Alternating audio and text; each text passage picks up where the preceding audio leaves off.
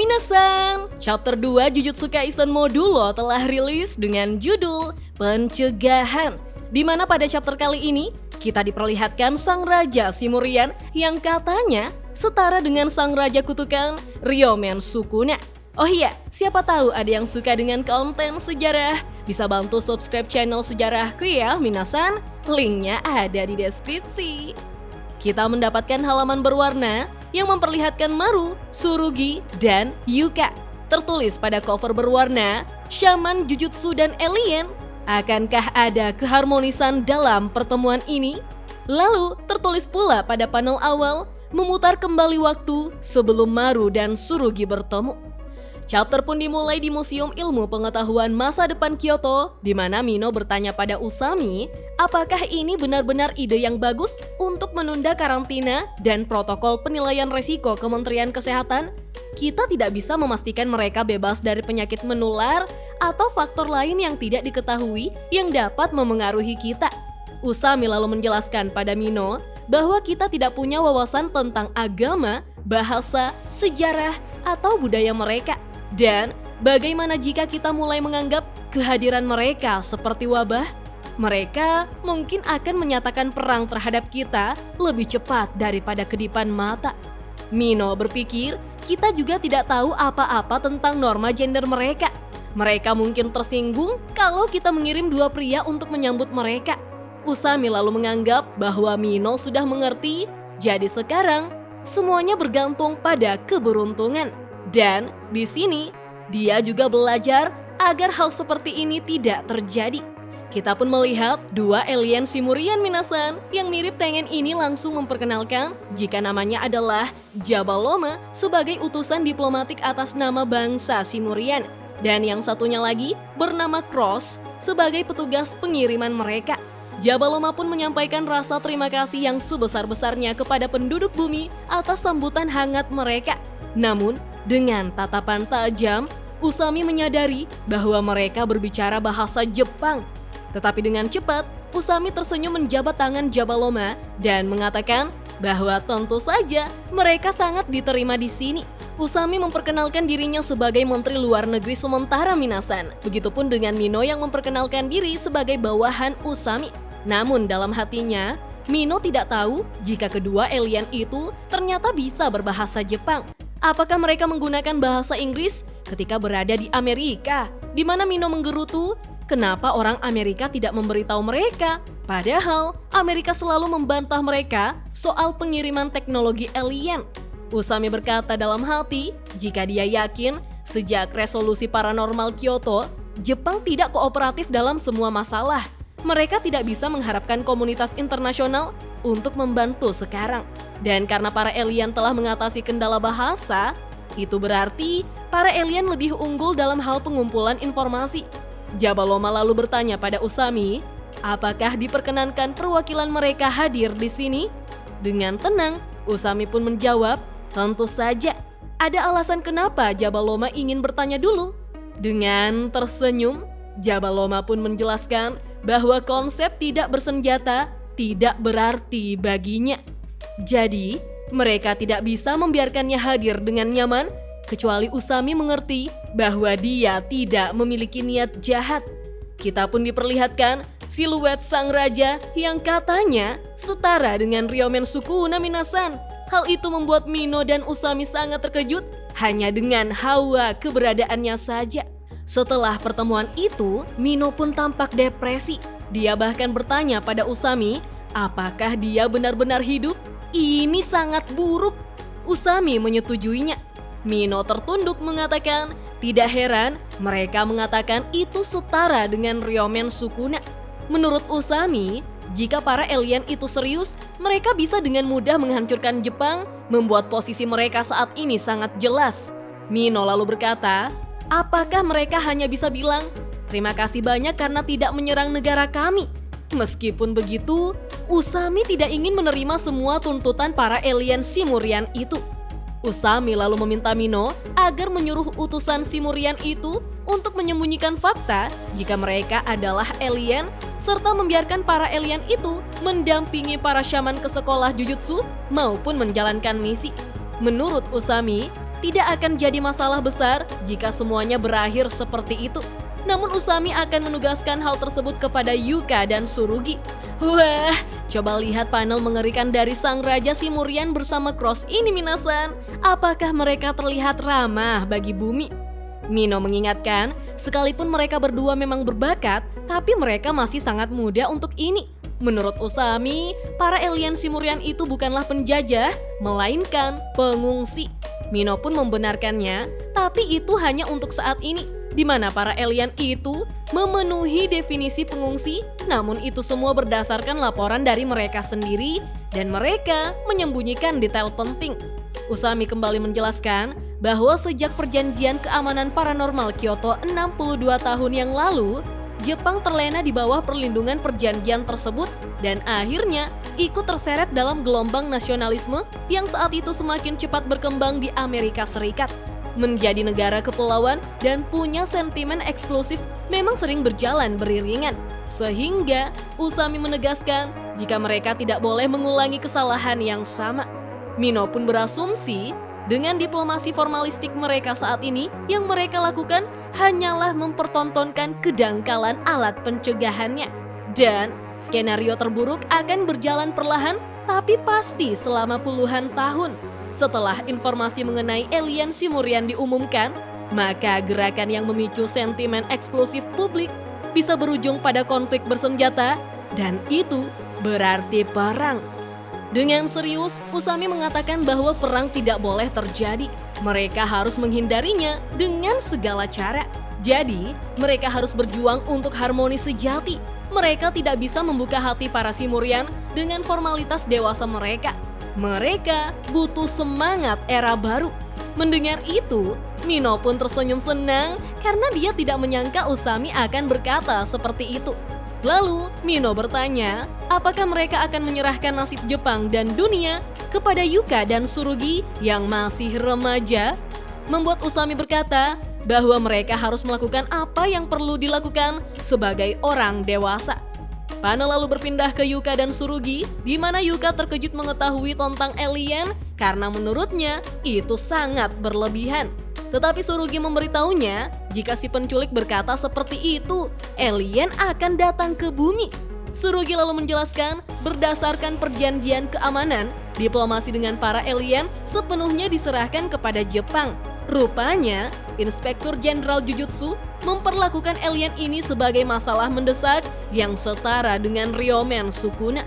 Yuka kembali terkejut mendengar Ryomen Sukuna karena dalam pikirannya, Sukuna lah yang telah membuat kakeknya mendapatkan luka di dahi. Namun, Yuka bertanya, apakah Tsurugi mempercayai itu semua? Menurut Tsurugi, sekalipun penculik itu memang bajingan, tapi sepertinya omongannya bisa dipercaya. Tsurugi menjelaskan bahwa perdagangan manusia di Jepang adalah bisnis besar dengan nilai ratusan juta. Tapi, penculik itu memutuskan untuk mundur dari perdagangan manusia karena invasi dari para alien. Kalau orang jahat kayak penculik itu sampai mengalah, pastinya masalahnya serius. Lagi pula, Yuka sudah melihatnya sendiri bukan? Mata ketiga yang terbuka di dahi Maru. Yuka tetap optimis mengatakan tidak sedikit shaman yang memiliki penampilan aneh. Tapi Tsurugi menegaskan meskipun ada shaman yang memiliki sedikit mata, tapi tidak ada shaman yang memiliki satu mata tambahan. Hal itu pun membuat Yuka mengajak Tsurugi untuk mengecek dan mencari tahu pastinya. Tetapi Tsurugi menjelaskan pada Yuka bahwa tidak ada gunanya melakukannya. Itu karena Usami memperkenalkan Maru sebagai seorang inspektur dari negara anggota perjanjian keamanan. Jadi, sekalipun Maru itu alien, belum saatnya informasi semacam itu diungkapkan kepada orang seperti mereka berdua. Namun, Yuka justru berkata bahwa mereka tidak harus bertanya kepada Usami. Hal itu membuat Tsurugi tampak emosi. Apakah mereka harus langsung bertanya kepada Maru? Seperti, apakah kau makhluk dari luar angkasa? Menurut Tsurugi, itu adalah hal sia-sia seperti pula bertanya pada Usami. Terlebih lagi, karena Tsurugi tidak percaya kepada Maru. Yuka lalu bertanya, bukannya Tsurugi sendiri bilang jika dia mempercayai ucapan orang itu? Tsurugi pun langsung paham maksud Yuka untuk menemui si penculik itu minasan. Dan Si penculik itu juga tahu bahwa Tsurugi akan datang padanya. Beberapa menit sebelumnya, Tsurugi meminta Mino agar keluar terlebih dulu karena di sini Mino yang menjaga si penculik itu. Membuat Mino menanyakan alasannya, lalu Tsurugi berbohong bahwa kemungkinan shaman terkutuk itu membawa benda terkutuk yang bersifat ledakan. Mendengar itu, tentu saja Mino takut. Di saat mereka telah berhadapan dengan si penculik, Yuka justru berkata bahwa dia membenci si penculik itu. Menurut Yuka, penculik itu mungkin orang bodoh yang merasa dirinya pintar. Si penculik itu pun menatap Yuka dan berani mengatakan jika dia lebih pintar dari Yuka. Apalagi Yuka terlihat sebagai tipe yang tidak menonjol kecuali di pelajaran yang mengandalkan hafalan. Yuka dengan entengnya menunjuk kakaknya yang seperti itu, membuat Tsurugi menyuruh mereka diam dan jangan mengikut sertakannya. Padahal dalam hatinya, ketahuan. Penculik tahu bahwa mereka datang untuk menanyakan alien. Tsurugi pun menjawab, sebelum itu dia ingin mengetahui dari mana si penculik mendapatkan informasi tentang para alien. Penculik menjawab, mereka harus menganggap bahwa setiap data yang dikelola secara digital hampir pasti akan bocor, terutama dari kantor-kantor pemerintah yang berjuang keras untuk memelihara sistem mereka tanpa mengonfigurasi ulang setelah regulasi AI diberlakukan. Seharusnya mereka mulai menyimpan catatan kertas lagi kan? Nah, alien, mereka menyebut diri mereka Simurian. Yuka memotong penjelasan si penculik karena mereka jadi menganggap keberadaan alien itu sebagai sesuatu yang sudah pasti ada begitu saja. Penculik pun terkejut mendengarnya. Hah? Dari situkah aku harus mulai? Kau benar-benar bodoh ya? Tentu saja Yuka kesal dan meminta izin untuk memukul penculik itu pada kakaknya. Penculik itu pun memastikan mereka yang merupakan shaman. Jadi, bagaimana bisa mereka yang bekerja dengan hal paranormal setiap hari, tetapi di saat yang sama mereka menyangkal hal berbau paranormal? Dengan tenang, Tsurugi memperjelas bahwa mereka hanya ingin memastikan apakah alien benar-benar datang ke bumi. Itu saja. Penculik menceritakan bahwa sebuah kapal luar angkasa yang membawa 50.000 Simurian saat ini sedang melayang di atas Jepang. Keduanya pun terkejut dengan angka 50.000 yang disebutkan itu.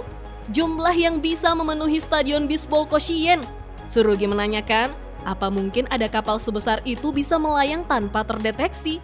Penculik menjawab, mungkin itu teknik penghalang yang mirip dengan tirai, atau semacam peradaban, atau alat yang belum mereka ketahui. Bagaimanapun juga, mereka adalah makhluk yang mampu melakukan perjalanan antar bintang. Tsurugi tampak waspada. Bagaimana jika 50.000 alien itu bisa menggunakan energi terkutuk?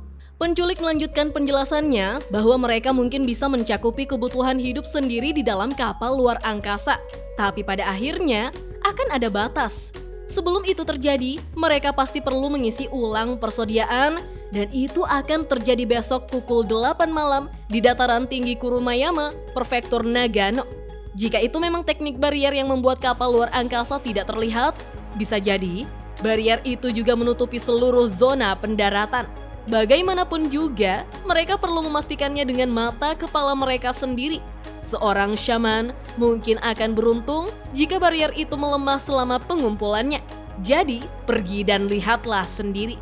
Setelah Yuka dan Tsurugi keluar, Mino pun menanyakan tentang hasil pemeriksaan ledakan.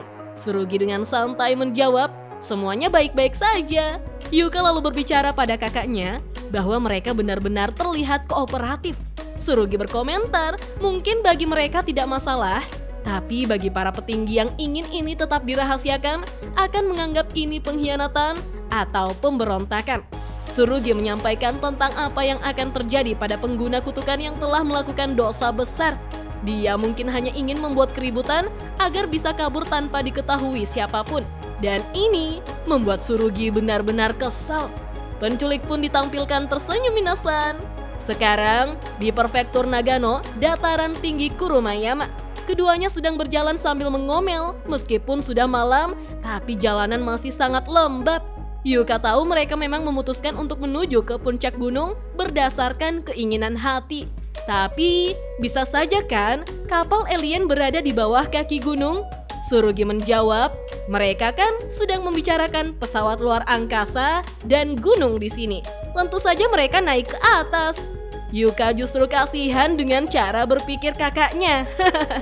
Tiba-tiba, Yuka menatap cincin Rika yang dijadikan kakaknya sebagai kalung, membuat Surugi memperjelas bahwa dia tidak akan mengembalikannya. Nenek dianggap pecundang di antara 3 klan besar, tapi dia tidak menyerah dan membungkam semua orang dengan kemampuannya. Yuka malah heran, membungkam mereka? Bukankah lebih seperti dia membantai seluruh klannya? Surugi mengatakan bahwa dia ingin menjadi sama kuatnya. Yuka pun berpikir tentang mereka yang mungkin mengejar kebenaran dengan cara mereka masing-masing. Yuka selalu ingin Surugi mengembalikan cincin itu padanya, sedangkan Surugi juga selalu ingin mengembalikan cincin itu. Itulah alasan mengapa mereka ingin menjadi lebih kuat, tapi itu bukan satu-satunya alasan. Kita pun diperlihatkan wajah tua Yuta yang tersenyum minasan. Tiba-tiba, keduanya dikejutkan dengan retakan sebuah barrier yang menghembuskan angin di hadapan mereka. Serta terdapat benda berbentuk balok panjang yang melayang di udara. Mereka pun terkesima. Ternyata alien itu benar-benar datang. Inikah insiden kelas khusus yang menyaingi Ryomen Sukuna? Surugi dengan bangga berkomentar bahwa Ryomen Sukuna itu ditumbangkan oleh kakek dan nenek mereka. Meskipun begitu, dia tidak tahu mengapa para alien datang ke bumi. Tapi apapun yang terjadi, mereka sebagai shaman harus menghadapinya. Yuka dengan mata berkilauan menjawab, bagaimanapun juga, memang seperti itulah isi perjanjian mereka. Tapi, nenek dan kakek sudah tidak ada lagi, dan mereka tidak bisa terus seperti ini. Sembari melihat kapal luar angkasa, Yuka dalam hati mengatakan bahwa dia harus bisa menjadi seperti Okotsu Yuta.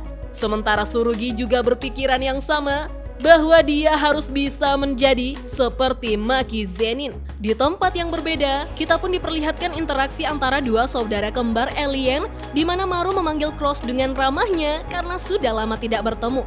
Namun Cross bersikap dingin dengan mengingatkan Maru bahwa dia harus kembali dan tinggal bersama para shaman Jujutsu di bumi. Maru menjawab, itu benar, tapi apakah memang perlu? Cross mulai menatap sinis Maru dengan menanyakan, apa maksudmu? Maru berpikir bahwa mereka sudah memahaminya. Orang-orang di bumi sama saja seperti orang-orang Simurian. Ada yang baik, ada juga yang buruk. Cross mengatakan, kalau mereka tidak bisa berbagi penilaian tentang benar dan salah, karena itu tidak ada artinya. Maru bersikeras bahwa mereka sama. Cross berkelit dengan mengatakan bahwa bukan Maru yang memutuskan itu.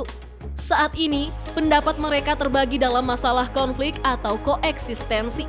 Maru mulai panik karena konflik tidak boleh menjadi pilihan. Cross kembali membelakangi Maru dengan mengatakan, kalau memang begitu, teruslah habiskan waktu yang dimiliki Maru bersama para shaman di bumi dan sampaikan buktinya nanti untuk dipertimbangkan. Itulah tugas Maru saat ini sebagai seorang pejuang. Maru lalu menanyakan, apakah Cross tidak akan kembali ke kapal? Cross menjawab singkat bahwa dia punya tugasnya sendiri. Dengan mata yang berbinar, Maru memanggil Cross. Kalau Cross tidak kembali ke kapal, bagaimana kalau mereka sarapan bersama besok pagi? Maru sudah belajar banyak dan makanan di negara ini enak sekali. Cross lantas menolaknya dengan berkata, aku sibuk. Beralih ke stasiun yang terlihat lebih maju lagi dari saat ini, di mana transaksi kereta bisa dilakukan dengan mudahnya dengan jam tangan milik Surugi. Wah, Skyfi campur goib ya minasan. Yuka menegur Surugi yang tampaknya gagal melakukan registrasi. Surugi pun menjawab bahwa dia lupa kalau dia tidak datang dengan password sekolah Jujutsu. Jadi, dia harus mengulang tautannya dan meminta Yuka untuk pergi lebih dulu tanpanya. Setelah berpisah dari Yuka, Surugi lalu mendapati Cross yang dikiranya Maru minasan. Perbedaan si kembar ini hanya ada pada bandana hitam untuk Maru dan ikat rambut untuk Cross. Lalu Maru suka menutupi mata ketiganya dengan perban, sedangkan Cross membiarkannya terbuka begitu saja. Surugi yang melihat Cross menatap Jepang dari ketinggian, lalu memanggilnya sebagai Maru dan menanyakan, apa yang kau lakukan? Kalau kau berdiri di sini, orang-orang akan mengira kalau kau mau melompat dan polisi akan dipanggil. Memangnya di planetmu tidak ada hal-hal semacam itu ya? Cross justru menjawab singkat agar Tsurugi diam dan tidak berbicara padanya. Kemudian Cross langsung pergi begitu saja Minasan. Tentu saja hal itu membuat Tsurugi sangat kesal padanya. Dan chapter 2 Jujutsu Kaisen Modulo pun berakhir sampai di sini Minasan. Wah, apakah benar Raja Shimurian itu setara dengan Ryomen Sukuna? Terlebih lagi, kita diperlihatkan pada panel ini bagaimana Usami dan Mino yang ketakutan hanya dengan hawa keberadaan Raja Shimurian. Saya jadi tidak sabar melihat adegan gelut-gelutan. Kalau menurut Minasan, bagaimana? Kita lanjut ngobrol yuk di kolom komentar. Oke deh, sampai di sini dulu ya. Dah.